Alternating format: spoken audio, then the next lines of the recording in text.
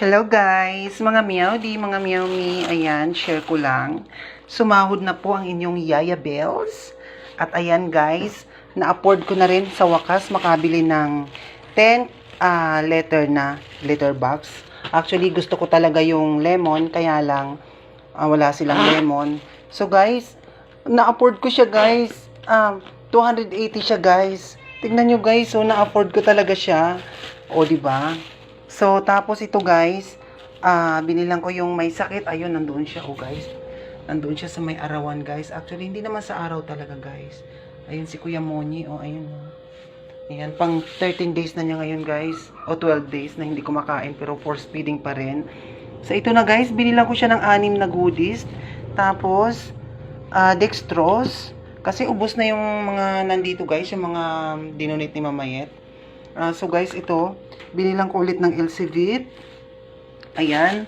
Tapos, gatas, asukal, ice wrapper guys. Gawa tayo guys ng ice candy guys. Pandagdag sa mga gastusin guys. At ito na lang yung ulam ko guys. 20 pesos, 40 pesos ito guys. Puso ng sabi. Kaya halo natin sa paksiw. Ayan. At today guys, tiyangge. Nakapamilya ako ng isda guys. Nakapamilya ako ng isda guys. Ayun oh. Pagkain ng mga pusa ito guys.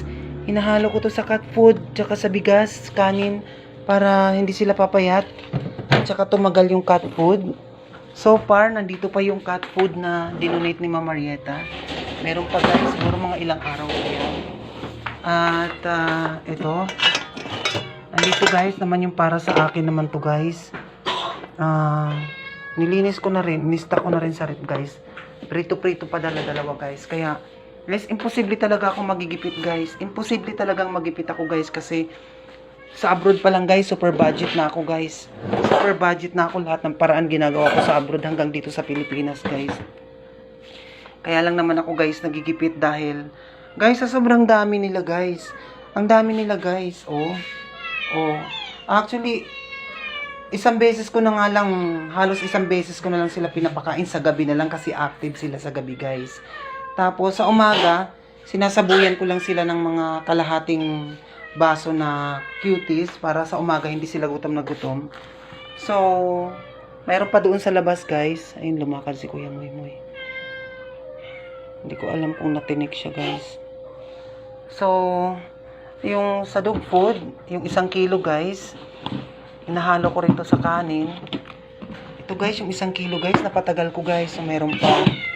Inahalo ko yun sa pagkain ng mga aso guys. So, yun guys, sobrang thank you, ang saya-saya ko at nakasahod na si Yaya Bells.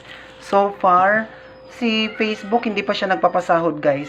Sa affiliate lang sa TikTok guys. Okay?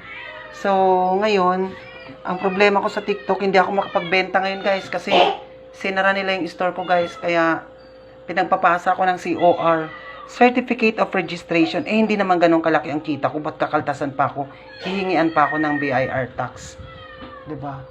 So, ang racket is, affiliate na lang tayo guys, i-focus na lang natin sa affiliate guys. So, ayan guys, sobrang saya-saya ko to di sa araw na to guys, dahil na-afford ko bumili ng letter sand ba, ng 10 letter na cut sand talaga guys. So siguro mapapatagal ko guys kasi yung dalawa nasa loob, tapos para dun sa may sakit doon guys, para namomonitor ko. Kasi ang saya ko guys dahil dumumi na si Kuya Moy Moy guys. 11 days ko siyang pinorse feed guys, hindi siya kumakain.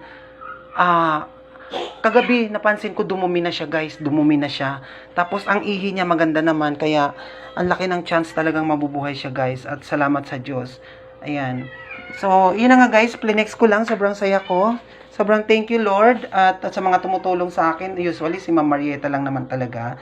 At kung meron man sa iba, meron si Ma'am Chen Kuting. Yan. At saka dun sa mga tumulong sa akin dati na iba, sobrang thank you sa inyo. Ayan. So, sana maging mabili yung ice candy natin guys. Ngayon kung hindi siya mabibili guys, ako na lang ang kakain. Okay? Thank you! Meow!